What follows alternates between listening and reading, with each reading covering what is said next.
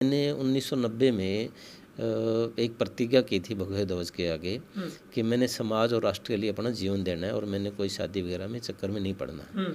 लेकिन हम जिस क्षेत्र से जुड़े हैं, हमारा परिवार बागड़ी बेल्ट है, तो पुराने ज़माने में बुज़ुर्ग लोग शादी तय करके आके बताते थे कि मैंने शादी रखती है, तो परिवार की या बच्चे किसी हिम्मत नहीं होती थी कि ये पूछ ले किसकी रखी है या कैसी। तो ऐसे करके मेरे दादाजी रख के आए थे शादी परिवार में किसी की।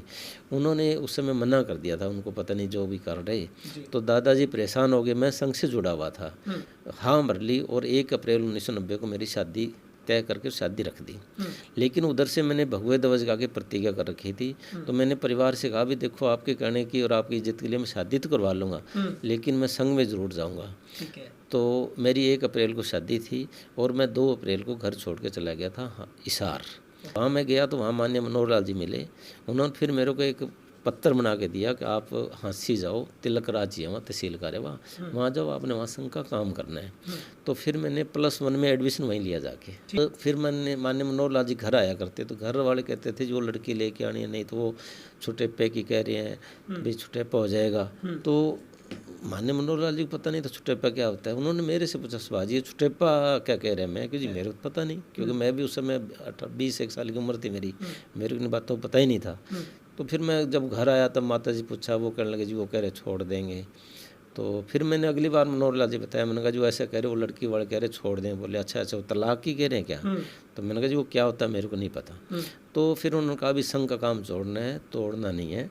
तो फिर उन्होंने कहा भी आप घर जाओ, घर बसाओ। तो मैंने कहा जी मैंने कोई नौकरी नहीं करनी है, मैंने संघ का और देश का काम करना है।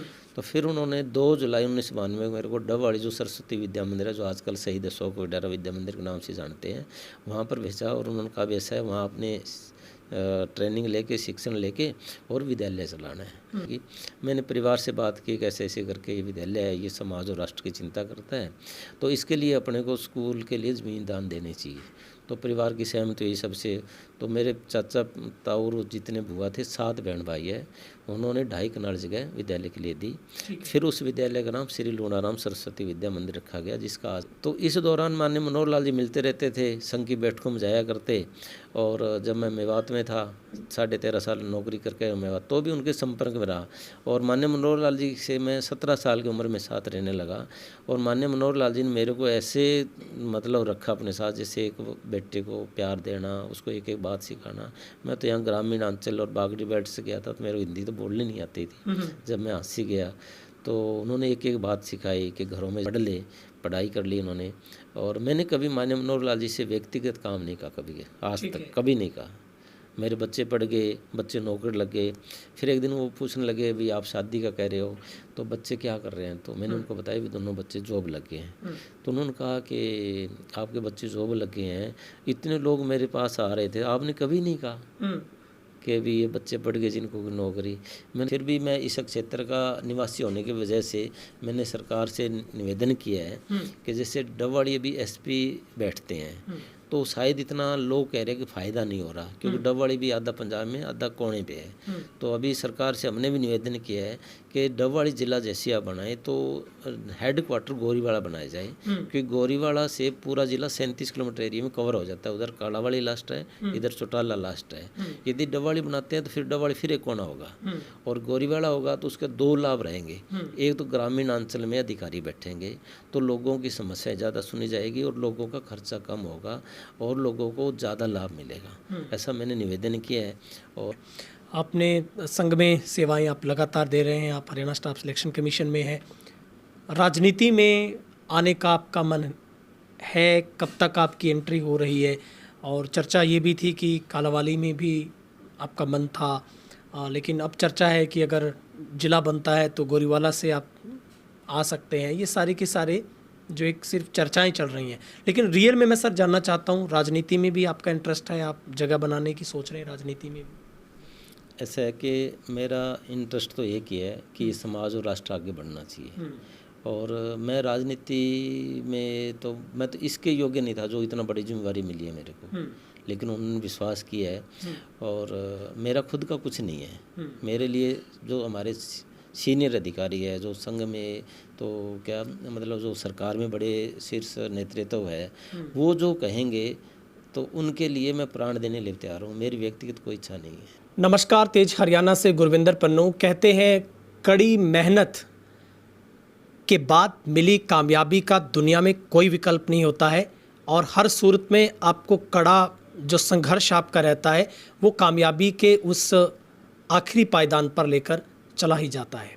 एक ऐसी ही कहानी, एक ऐसे ही शख्सियत आज हमारे खास कार्यक्रम में है, जिन्होंने फ़र्ज से लेकर अर्श तक का एक ऐसा सफ़र तय किया कि वो हर किसी के लिए मिसाल बन गए। मेरे साथ हरियाणा के हरियाणा स्टाफ सिलेक्शन कमीशन के सदस्य और डवाली सिरसा के सबसे बड़े गांव महाग्राम गंगा से श्री सुभाष मेघवाल जी हमारे साथ हैं। सर, सबसे पहले तो तेज हरियाणा पर आपका बहुत बहुत स्वागत है।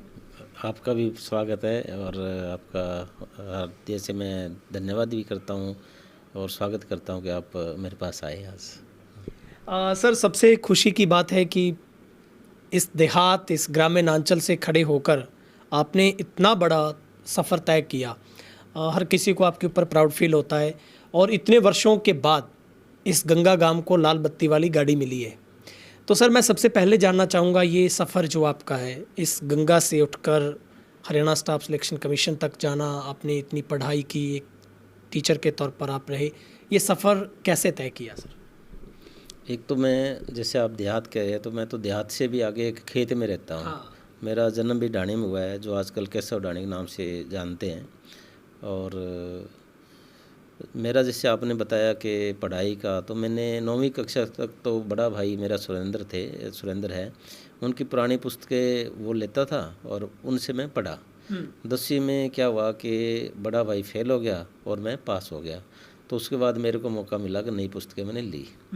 और पूरे जीवन में हम ऐसे वंचित परिवार से और पिछड़े परिवार में जन्म हुआ कि आर्थिक तौर पे हमारा परिवार काफ़ी पिछड़ा हुआ था, और हम 4 भाई हैं, और पिताजी अपनी ज़मीन थी कुछ इधर उधर हिस्से पे लेके जोतते थे, और माताजी बीमार रहते थे, और पिताजी ने बहुत मेहनत की।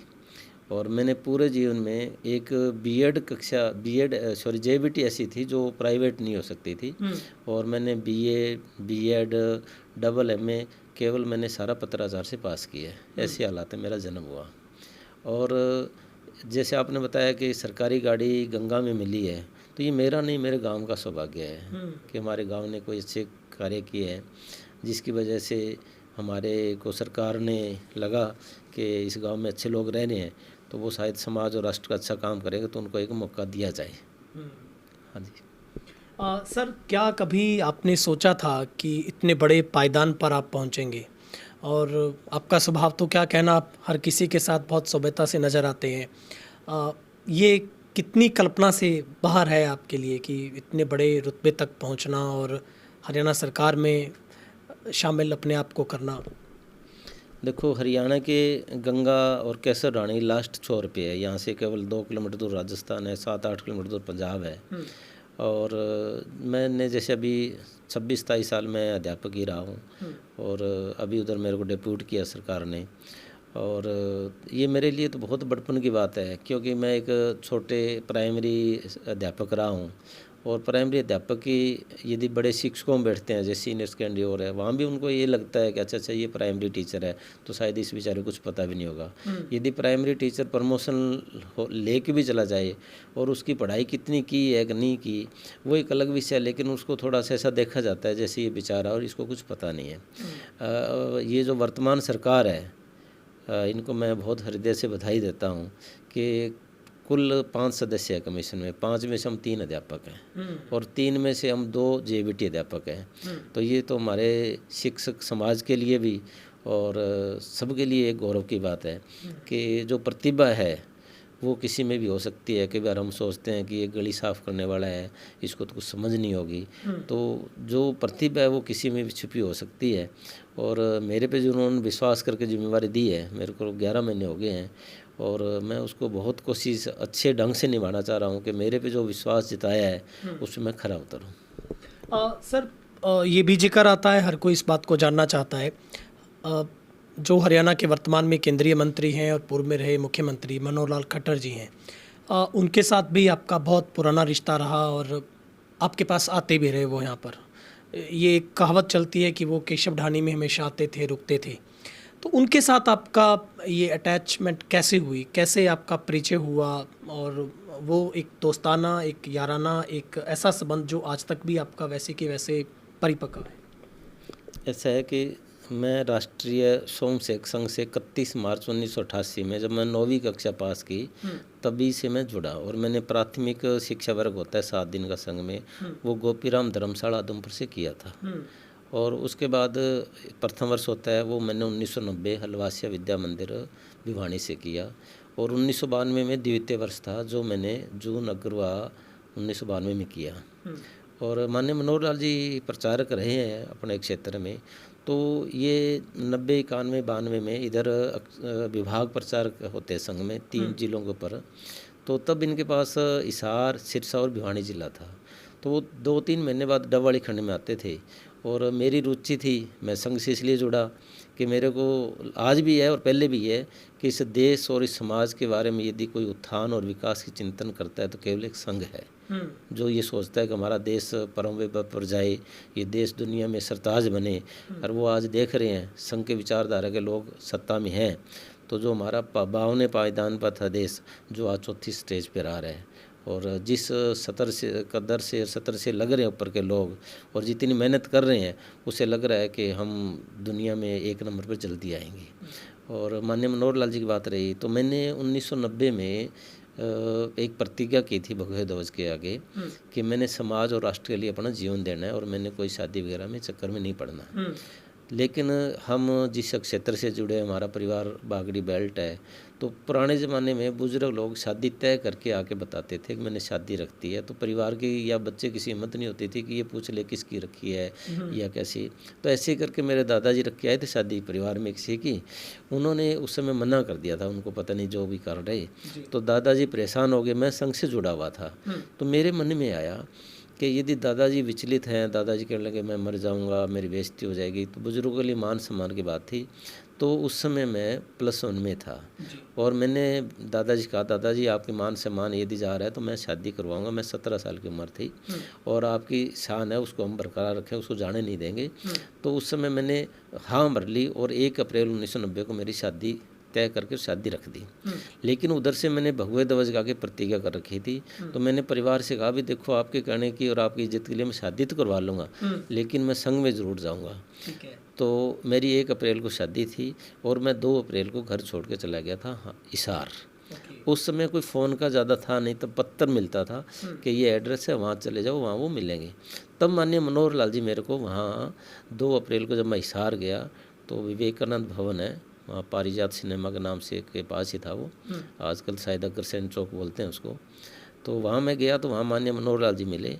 उन्होंने फिर मेरे को एक पत्र बना के दिया कि आप हाँसी जाओ, तिलक राज जी है वहाँ, तहसील कार्य वहाँ जाओ, आपने वहाँ संघ का काम करना है। तो फिर मैंने +1 में एडमिशन वहीं लिया जाके। ठीक है, वहीं मतलब वहीं लिया और +2 भी वहीं से किया। और तब मैं 2 वर्ष वहाँ विस्तार करा। ठीक है। और फिर मैंने माननीय मनोहर लाल जी घर आया करते, तो घर वाले कहते थे जो लड़की लेके आनी है, नहीं तो वो छुटेप्पे की कह रहे हैं भी छुटेप्पा हो जाएगा। तो माननीय मनोहर लाल जी को पता नहीं था छुटेप्पा क्या होता है। उन्होंने मेरे से पूछा सुभाष ये छुटेप्पा क्या कह रहे हैं। मैं कि जी मेरे को पता नहीं, क्योंकि मैं भी उस समय 20 साल की उम्र थी मेरी, मेरे को इन बातों को पता ही नहीं था। तो फिर मैं जब घर आया तब माता जी पूछा, वो कहने लगे जी वो कह रहे छोड़ देंगे। तो फिर मैंने अगली बार मनोहर लाल जी बताया, मैंने कहा जो ऐसा कह रहे वो लड़की वाले कह रहे छोड़ दें। बोले अच्छा वो तलाक की कह रहे हैं क्या? तो मैंने कहा जी वो क्या होता है मेरे को नहीं पता। तो फिर उन्होंने कहा भी संघ का काम छोड़ना है, तोड़ना नहीं है। तो फिर उन्होंने कहा भी आप घर जाओ, घर बसाओ। तो मैंने कहा जी मैंने कोई नौकरी नहीं करनी है, मैंने संघ का और देश का काम करना है। तो फिर उन्होंने 2 जुलाई 1992 में मेरे को डबवाड़ी जो सरस्वती विद्या मंदिर है, जो आजकल शहीद अशोक विद्या मंदिर के नाम से जानते हैं, वहाँ पर भेजा। और उन्होंने कहा भी ऐसा है वहाँ अपने ट्रेनिंग लेके, शिक्षण लेके और विद्यालय चलाना है। फिर मेरे को वहाँ 2 साल रखा गया। तो उस समय भी मैं माननीय मनोहर लाल जी के देख रेख वहाँ काम किया। वो आते थे, पूछते रहते थे कैसे काम कर रहे हैं। फिर 23 मार्च 1994 को गंगा में, जो आजकल श्री लूणाराम सरस्वती विद्या मंदिर स्कूल है, जो मैंने शुरू किया था। और फिर उसके बाद क्या था कि मेरे दादाजी की मृत्यु हो गई थी, लूणाराम जी की। मैंने परिवार से बात की कैसे ऐसे करके ये विद्यालय है, ये समाज और राष्ट्र की चिंता करता है, तो इसके लिए अपने को स्कूल के लिए ज़मीन दान देनी चाहिए। तो परिवार की सहमति हुई सबसे। तो मेरे चाचा ताऊ जितने बुआ थे 7 बहन भाई है, उन्होंने 2.5 कनाल जगह विद्यालय के लिए दी। फिर उस विद्यालय का नाम श्री लूणाराम सरस्वती विद्या मंदिर रखा गया, जिसका आजकल मैं उसका प्रबंधक का दायित्व मेरे पास है। और तो इस दौरान माननीय मनोहर लाल जी मिलते रहते थे, संघ की बैठकों में जाया करते। और जब मैं मेवात में था 13.5 साल नौकरी करके मेवात, तो भी उनके संपर्क में रहा। और माननीय मनोहर लाल जी से मैं 17 साल की उम्र में साथ रहने लगा। और माननीय मनोहर लाल जी ने मेरे को ऐसे मतलब रखा अपने साथ, जैसे एक बेटे को प्यार देना, उसको एक एक बात सिखाना। मैं तो यहाँ ग्रामीण अंचल और बागड़ी बेल्ट से गया था, तो मेरे को हिंदी तो बोलने नहीं आती थी। जब मैं हंसी गया तो उन्होंने एक एक बात सिखाई कि घरों में जाना है तो घरों में, संग में आपको पता नहीं जानकारी है कि नहीं है कि भोजन घरों में होता है। ठीक है। अल्पाहार कहीं होगा, दोपहर का भोजन कहीं होगा, रात्रि कहीं होगा, चाय कहीं होगी। तो उन्होंने जैसे देखा भी ये छोटा सा है, गांव से आया है, तो उन्होंने एक एक बात सिखाई मेरे को, घरों में कैसे बात करनी है, कैसे रहना है। और ऐसे करके उनके साथ मैं जुड़ा रहा। और ये मेरा एक सौभाग्य है कि जब ये बच्चे हो गए मेरे और ये पढ़ाई कर ली उन्होंने। और मैंने कभी माननीय मनोहर लाल जी से व्यक्तिगत काम नहीं कहा, कभी आज तक कभी नहीं कहा। मेरे बच्चे पढ़ गए, बच्चे नौकरी लग गए। फिर एक दिन वो पूछने लगे भी आप शादी का कह रहे हो, तो बच्चे क्या कर रहे हैं? तो मैंने उनको बताया भी दोनों बच्चे जॉब लग गए हैं। तो उन्होंने कहा कि आपके बच्चे जॉब लग गए हैं, इतने लोग मेरे पास आ रहे थे, आपने कभी नहीं कहा कि भी ये बच्चे पढ़ गए जिनको नौकरी। मैंने जी मैं आपका स्वभाव जानता हूँ, क्योंकि उनकी एक घटना थी 1992 की, जब भिवानी और सिरसा का मैच हो रहा था। तो हमने कहा जी भिवानी वालों करा देंगे और हमें एक मैच करने दो, समय पूरा हो गया था। तब उन्होंने कहा कि ये हिसार का है, ये भिवानी है, मैं पंजाबी हूँ, मैं सरदार हूँ। ये वाद इस देश को 1000 साल तक गुलाम बनाए रखा, इन वादों से हमने ऊपर उठना है। और दूसरा है कि आप पूरे हमारी जो एक संस्कृति है उनका भी सोचना है कि विश्व का कल्याण हो, और वो पूरे देश को अपना परिवार मानते माननीय मनोहर लाल जी। तो मैं यदि जाके कहूँ मेरे बच्चों को नौकरी दो जी, तो मैंने कहा वो कहीं न कहीं उनका जो कद था वो कम होता है, इसलिए मैंने उनको कभी कहा नहीं। तो उनको बहुत खुशी हुई कि दोनों बच्चे जॉब लग गए हैं। और मेरा आज भी कहना है, यदि पूरे देश में कोई आदमी कहे कि जी मैंने किसी को जाके कहा हो कि मेरे बच्चे को जी रोज़गार दिला दो, नौकरी दे दो, ऐसा कोई यदि कोई कहता है और यदि किसी ने सुना हो, वो मेरे को बता दे, मैं ये देश छोड़ने लिए तैयार हूँ। मैंने बच्चों को कहा कि बेटा आपको पढ़ना पड़ेगा और आगे बढ़ना पड़ेगा, क्योंकि यदि हम अपनी भागदौड़ करके अपने बच्चों के या किसी ऐसे व्यक्ति की मदद करते हैं तो उनका क्या होगा जिनका कोई नहीं है। और शायद ये सोच देख के मेरे को सरकार ने ये मौका दिया है कि लोग आगे, जो वंचित समाज है, जिनकी कोई नहीं, कोई सिफारिश नहीं है, कोई उनके पास पैसा नहीं है, कोई राजनीति उनका कद नहीं है, कहीं कोई आना जाना नहीं है, यदि ऐसे परिवार के लोग आगे बढ़ेंगे तभी ये देश आगे बढ़ेगा। शायद ऐसा उन्होंने मेरे पे विश्वास करके शायद ये मेरे को मौका दिया सर, कभी सोचा था कि जिस शख्स के साथ आप रहते हो वो मनोहर लाल है, कभी पता था कि ये खट्टर भी कोई शब्द आगे लगता है और ये कभी हरियाणा के 2 बार मुख्यमंत्री रहेंगे, केंद्रीय मंत्री बन जाएंगे? माननीय मनोहर लाल जी 2014 में मुख्यमंत्री जी बने। उससे 4 महीने पहले ही उनका नगीना में कार्यक्रम था, मैं मेवात में था, हिंदू मुस्लिम एकता मंच का। तो उनको ही नहीं पता, मेरे को तो बिल्कुल भी नहीं पता था। तो उन्होंने कहा कि सुभाष जी आप कहाँ हो? तो मैंने कहा जी लंबा काम में हूँ। तो बोले ऐसे ऐसे करके आप ऐसे कर रोड पे आ जाओ, एक कार्यक्रम है, आपको साथ लेके चलूँगा। तो मैं बहुत खुश हुआ उनका जब फ़ोन आया। तो मैं गया तो उन्होंने अपनी गाड़ी में नहीं बिठाया मेरे को, वो कहने लगे ऐसा है मेरे साथ कोई दूसरे बैठे हैं, आप आगे वाली गाड़ी में बैठो। तो मेरे को फील भी हुआ, भी बुलाया और मेरे को साथ नहीं बिठाया। तो कार्यक्रम वहाँ था, बहुत गर्मी थी और माननीय मनोहर लाल जी मतलब इतना पसीना आ रहा था, मेरे को बहुत फील हो रहा था भी देखो इस उम्र में इतनी मेहनत कर रहे हैं। और बाद में मैंने माननीय मनोहर लाल जी से पूछ ही लिया, मैंने जी आपने मेरे को अपनी गाड़ी में क्यों नहीं बिठाया? ठीक है। तो उन्होंने कहा ऐसा सुभाष जी आपको पता नहीं राजनीति के अंदर क्या है कि मेरे साथ दूसरा बैठा था, एक हाथ से दूसरे हाथ को भी पता नहीं लगना चाहिए। यदि आप अंदर बैठते तो उस आदमी ने मेरे से बात नहीं करनी थी, वो डरता, और फिर आपका नहीं पता था आप कौन सी बात का वो पता नहीं कहाँ लीक हो जाती, इसलिए मैंने आपको नहीं बैठाया। लेकिन ऐसा कोई नहीं था कि मैं जिससे आपको अपमान करना चाह रहा था। और उसके बाद माननीय मनोहर लाल जी सीएम बन गए। उससे पहले तो किसी को पता ही नहीं था खट्टर भी होता है, मेरे खुद को नहीं पता। जब मैंने न्यूज़पेपर नहीं मेरे को नहीं पता था। और 2014 और मैं उनसे 1990 से साथ रहने लगा, तो 24 साल में पता ही नहीं था कि कोई खट्टर भी, क्योंकि संघ में जाति को नहीं प्राथमिकता देते, केवल एक राष्ट्रीयता है जो राष्ट्रभक्ति है उसको प्राथमिकता देते हैं। ये जाति ये तो बहुत छोटी चीज़ है, हमारी एक ही जात है, ये देश हमारा है, इस देश को आगे बढ़ाना है, इसी सोच के अगर। और उसके बाद माननीय मनोहर लाल जी की ये सोच थी, उनको पता लगा कि खट्टर शब्द लिख दिया है, तो वहाँ CM हाउस में गया, जो आजकल कबीर कुटिया लिखा हुआ है जो भी, तो वहाँ लिखा हुआ श्री मनोहर लाल खट्टर। तो उन्होंने कहा, पहले तो ये बताओ श्री वाला क्या कर दिया मैंने, फिर खट्टर क्या है, इसको हटाओ। तो वो खट्टर शब्द उन्होंने हटवा दिया अपने आप। एक बार होर्डिंगों में लगा हुआ था, जब वो सिर साग बनवा, जगह जगह खट्टर खट्टर लिखा हुआ था, ये खट्टर वो खट्टर। तो वो कहने लगे, ये खट्टर पहले कहाँ थे जब मैं CM नहीं बना। तो इन चीज़ों से वो बहुत नफरत करते हैं। ये जातियाँ हैं, हमारा ये मैं पंजाब का हूँ, मैं हरियाणा, वो कहते हैं हमारा देश एक है। ये तो छोटी चीज़ें हैं, कुछ भी नहीं। तो उनकी जो महान सोच है, और उस सोच के लिए तो मैं बहुत उनका मतलब मैं लाइक करता हूँ उनको। ठीक है। हाँ जी। अभी सर जो आपको सबसे बड़ी जिम्मेवारी मिली है, हरियाणा कर्मचारी चयन आयोग में आप सदस्य हैं, क्या सर आपके प्रयास अब तक रहे हैं इसमें बतौर सदस्य के, और आप समझते हैं कि इसमें कैसे पारदर्शी हो सके, कैसे इसका पूरा का पूरा लाभ है वो अभ्यर्थियों को मिल सके, क्या प्रयास रहते हैं सर आपकी तरफ से? ऐसा है, एक तो जिन मुसीबतों में से मैं निकल के गया हूँ, तो मेरे को पता है कि कितनी दिक्कत होती है। अभी कमीशन में बहुत सारे लोग जाते हैं, तो हमें पता है कि पंचकूला कमीशन भी हरियाणा के लास्ट कोना है। तो जहाँ भी वो भी जो भी जाते हैं, हम उनकी मदद करते हैं। और मैं भी बहुत सारी लाइब्रेरियों में जाता हूँ कि बच्चों को पता ही नहीं है कि जैसे अभी पीछे BC की सर्टिफिकेट की समस्या थी, तो जो BC के बड़े लोग हैं उनको ही नहीं पता BC सर्टिफिकेट बनता कैसे है, इसकी क्या क्राइटेरिया है, ये कैसे इसकी वैल्यूएशन होती है। तो जैसे BC की सर्टिफिकेट है वो 1 अप्रैल से 31 मार्च के बीच का होना चाहिए। यदि एक बच्चा मेरे सामने आया, वो हिसार की साइड का था, उसने 31 मार्च को शाम को 5 बजे सर्टिफिकेट उसका रिलीज़ हुआ, और 1 अप्रैल को फार्म भरा और कंप्यूटर उसको रिजेक्ट कर दिया। तो मेरे पास माननीय मंत्री जी का फ़ोन है, गंगवा साहब का, कि सुभाष जी ये सर्टिफिकेट रात रात ही पुराना हो गया। तो हमारी गाइडलाइन है इंडिया गवर्नमेंट की कि जो BC सर्टिफिकेट है वो इकोनॉमी ईयर जो सेशन चलता है हमारा, जैसे स्कूलों का है या सरकार का, उसके अनुसार वैलिड होता है। 1 साल का मतलब ये नहीं है कि 1 जनवरी से 31 दिसंबर होता है। तो 31 मार्च को रात को 12 बजे वो एक्सपायर हो गया, कंप्यूटर उसको रिजेक्ट कर दिया। तो ऐसी छोटी छोटी बहुत सारी दिक्कतें थी जिनको हमने कमीशन में आने की बहुत कोशिश किया है कि लोगों बच्चों को लाभ मिले, लोगों को जानकारी नहीं थी। और अभी नया जो CT आ रहा है उसमें हम कोशिश करें ज़्यादा से ज़्यादा बच्चे उसमें भाग लें, और लोगों को एक विश्वास भी लगा है कि अब जो कमीशन है, जो सरकार है, वो जो मेहनत करता है वो बच्चे आगे आ रहे हैं। आप भी देख रहे हैं एरिया में, और ऐसा अच्छा मौका हमें दिया है सरकार ने, तो ये हमारे बहुत ही गौरव की बात है और हमारे भाग्य की बात है। अभी सर सबसे बड़ी जो दिक्कत है वो पढ़ने वालों को रहती है, जो एग्ज़ाम की तैयारी करते हैं, नौकरी में जाना चाहते हैं।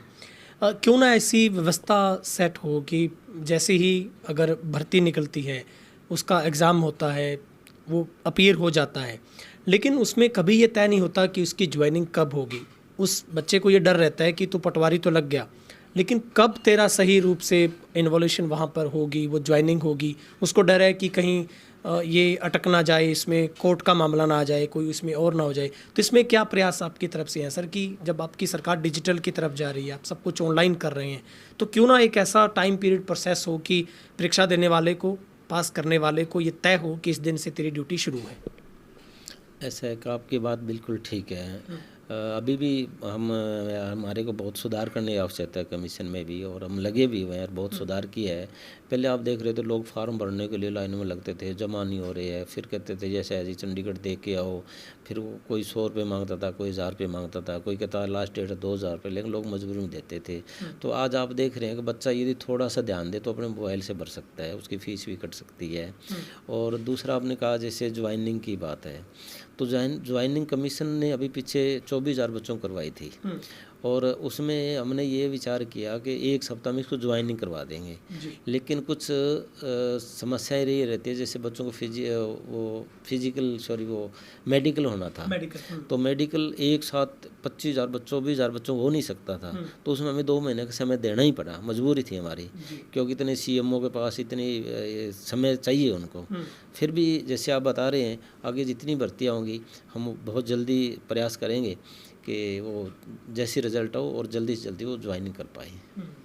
सर, सिरसा को लेकर अगर हम जानना चाहें तो क्या आपके मन में ऐसी थीम और आपका कोई ऐसा ड्रीम है जिसके लिए आप प्रयासरत हैं कि क्योंकि हम आपसे उम्मीद भी करते हैं कि सिरसा डबवाली के लिए भी आप कोई ऐसे कदम उठाएं, तो क्या सबसे बड़ा प्रयास सर आपका सिरसा डबवाली को लेकर है?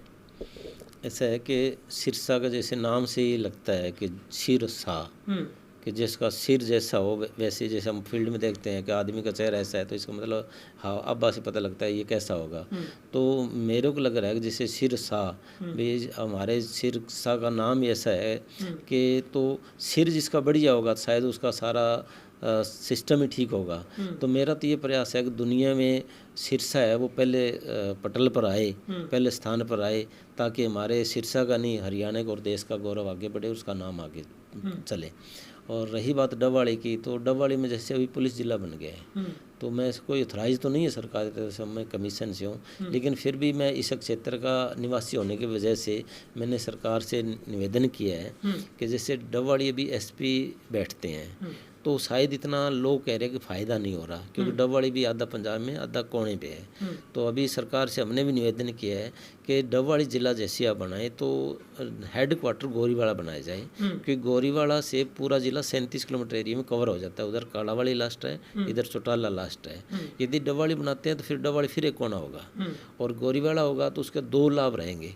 एक तो ग्रामीण अंचल में अधिकारी बैठेंगे तो लोगों की समस्याएं ज़्यादा सुनी जाएगी और लोगों का खर्चा कम होगा और लोगों को ज़्यादा लाभ मिलेगा। ऐसा मैंने निवेदन किया है, और अब उस पर क्या होता है आगे सरकार ने फैसला लेना है।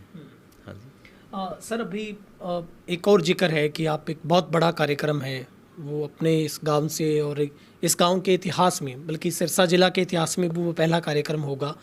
क्या कार्यक्रम है और उसके पीछे सर आपकी क्या सोच है जो इतना बड़ा आप कार्यक्रम करने जा रहे हैं?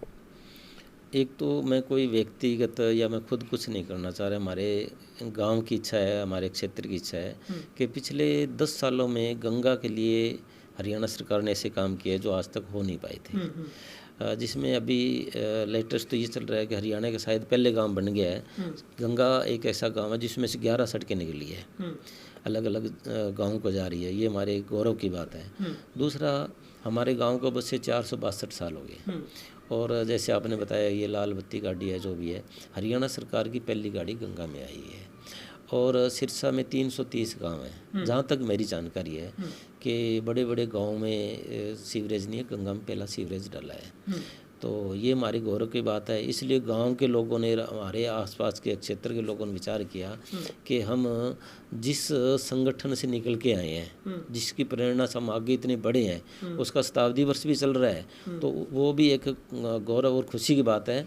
और इसमें हम पूरा क्षेत्र और गांव की तरफ से हम 2100 कलश यात्रा का माननीय सीएम साहब के सम्मान में एक कार्यक्रम करना चाह रहे हैं, और ताकि माननीय सीएम साहब को भी उत्साह लगे कि देखो अच्छा काम करेंगे तो सम्मानित हो रहे हैं, और अच्छे लोगों को सम्मान मिलना ही चाहिए। तो ऐसा एरिया के काफ़ी लोग हैं जिनसे हम जुड़े हुए हैं, सब लोग लगे हुए हैं और उसकी तैयारी में चल रही है, और ऐसा ऐसे करके बहुत भव्य कार्यक्रम करने की योजना है, ताकि गांव की गलियां ठीक होगी, गांव की नलियां ठीक होगी, और जब जैसे घर में कोई मेहमान आता है तो हम जैसे अपने घर को ठीक करते हैं, तो मेरे को लग रहा है इतना बड़ा कार्यक्रम होगा तो हमारा गाँव भी बहुत साफ़ सुथरा हो जाएगा। अभी सर एक आपके ही जो इस बोर्ड ने पूरी की पूरी उसको मंजूरी दी है, जो पुलिस की कांस्टेबल की जो करीब 5600 भर्तियां थी, उसका विज्ञापन आपने वापस ले लिया, वो भर्तियां रद्द कर दी हैं। लेकिन उन बच्चों का ये ज़रूर रोष है कि उनको मौका मिलना चाहिए था, लेकिन आप कह रहे हैं कि सीईटी के नए नियमों के अनुसार आगे की इसकी एग्ज़ाम दोबारा से हो, तो उनका कहना है कि जो पहले बच्चे इसके अंदर हैं तो सिर्फ उन्हीं को मौका मिले, अब दोबारा नए बच्चे आएंगे तो फिर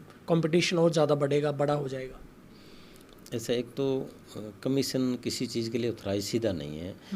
कौन सी भर्ती का पेपर कब हो रहा है, उसका वापस लेना और रखना ये सरकार का काम है। ये सरकार ने ले रही है तो सरकार ले रही है, नहीं ले रही तो सरकार के फैसले, कमीशन का कोई। हमारा काम है, सरकार जैसे आदेश करती है कि ये इतनी सीटें खाली है, उनका एग्ज़ाम लिया जाए, तो हम अच्छे ढंग से बच्चे का पेपर लेके उनका परिणाम घोषित करना हमारे काम है, जिम्मे है। और पोस्टें हैं, कौन सी पोस्ट है, उनकी कब भर्ती होनी है नहीं होनी, ये सरकार के अंडर है, हमारे अंडर नहीं है जी। अभी सर एक बहुत अहम सवाल, जिस सवाल को लेकर हर कोई जानना चाहता है, आपने संघ में सेवाएं आप लगातार दे रहे हैं, आप हरियाणा स्टाफ सिलेक्शन कमीशन में हैं। राजनीति में आने का आपका मन है, कब तक आपकी एंट्री हो रही है? और चर्चा ये भी थी कि कालांवाली में भी आपका मन था, लेकिन अब चर्चा है कि अगर जिला बनता है तो गोरीवाला से आप आ सकते हैं। ये सारे के सारे जो एक सिर्फ चर्चाएं चल रही हैं, लेकिन रियल में मैं सर जानना चाहता हूँ, राजनीति में भी आपका इंटरेस्ट है? आप जगह बनाने की सोच रहे हैं राजनीति में भी? ऐसा है कि मेरा इंटरेस्ट तो एक ही है कि समाज और राष्ट्र आगे बढ़ना चाहिए। और मैं राजनीति में तो मैं तो इसके योग्य नहीं था जो इतना बड़ी जिम्मेवारी मिली है मेरे को, लेकिन उन्होंने विश्वास किया है। और मेरा खुद का कुछ नहीं है। मेरे लिए जो हमारे सीनियर अधिकारी है, जो संघ में तो क्या मतलब जो सरकार में बड़े शीर्ष नेतृत्व है, वो जो कहेंगे तो उनके लिए मैं प्राण देने लिए तैयार हूँ। मेरी व्यक्तिगत कोई इच्छा नहीं है। मेरे लिए राष्ट्र जरूरी है। इस राष्ट्र के लिए जो भी काम होगा वो मैं करने के लिए तैयार रहूँगा, चाहे कुछ भी करना पड़े। मेरा व्यक्तिगत कुछ नहीं है, कोई चुनाव का नहीं है, कोई राजनीतिक नहीं है, क्योंकि मैं तो एक छोटे से अध्यापक से स्कूल से गया हूँ, तो वो भी मेरे लिए बहुत गौरव की बात है। मेरा व्यक्तिगत कुछ नहीं है ऐसा कि मैं कालावाड़ी चुनाव लड़ना चाह रहा हूँ गोलीवाड़ा से। मैं तो कुछ हो ही नहीं, मैं क्या लड़ सकता हूँ। हाँ सर, आप कैसे देखते हैं ये आपका संघ में रहने का ही सबसे बड़ा आपको फल मिला है कि आपको सरकार ने इतने बड़ा ओहदा दिया, सेवा का मौका दिया, आपका त्याग रहा। आप कैसे देखते हैं ये उस एक सबसे बड़ी नज़दीकियाँ आपकी सरकार के साथ, मुख्यमंत्री के साथ, उसका नतीजा और आपके संघ में रहने का ही फल है आपको?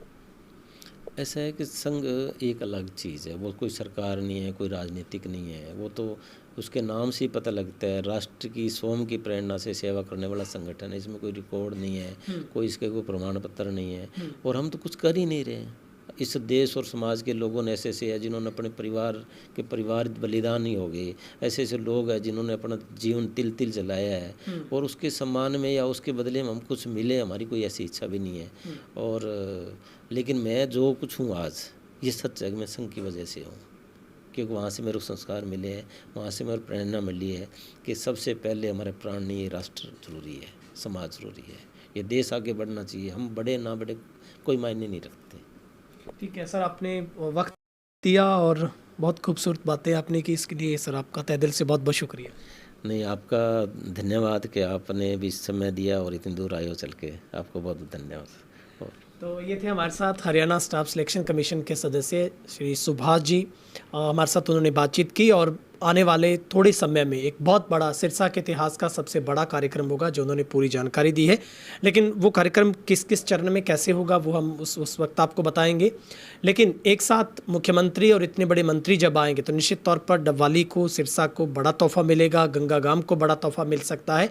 और उनकी सोच और जो ऑब्जेक्टिव उन्होंने इस पूरे इलाके के लिए, इस देहात के लिए, इस गांव के लिए सोचा है, वो भी सिरे जरूर चढ़ेगा। आपको ये खास मुलाकात कैसी लगी, और आप कमेंट करके ज़रूर इस विषय पर अपनी राय रखिएगा। कैमरा पर्सन वकील के साथ गुरविंदर पन्नू, तेज हरियाणा, डबवाली।